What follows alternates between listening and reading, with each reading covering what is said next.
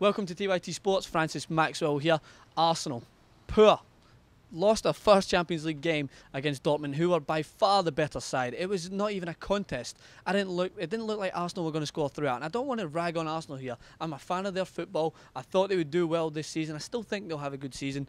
But to be honest, they need to do something at the back. Because, my God, everyone who comes in to their back line seems to have somewhat of a problem at marking and are caught ball watching, especially weak side marking. When the ball is on the right-hand side of the field, for Dortmund, the new right back that came in, the youngster Hector Bellerin, was just caught ball watching, and it's similar that Debussy has done, and so does Monreal, and they're caught with this weak side marking, and it happened several times, and they were lucky not to go down the first half. Sczezny done well to keep them in the game, but then as they come into the second half, the defenders are caught far too high up the field. Immobile with a combination, or Immobile, I don't know how you pronounce it. He doesn't like to be called immobile because he definitely isn't immobile.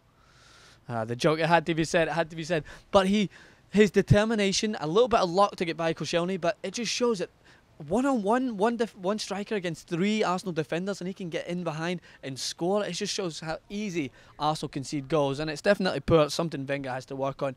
1-0 to Dortmund, they deserved it. And then Aubameyang. Again, poor side marking, a weak side marking. Bellerin was not picking out anyone as he come in. The ball gets played in behind, and Aubameyang takes it through one-on-one by Sczezny, slots it home, and unfortunately for Koscielny, who had a pretty poor night, he goes ramming into the goalpost, and Arsenal's defence cut open on several occasions through the game.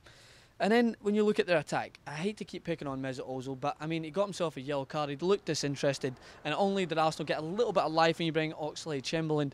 But they need to figure something out. Aaron Ramsey, Wilshere, and Arteta looked very stagnant in the midfield. There was no fluidity in their passing. There was no movement, and this 4-1 like formation is just not working for Wenger. He has to change it. Go to a 4-4-2 diamond. My God, please change it. Put Arteta as your holding midfielder.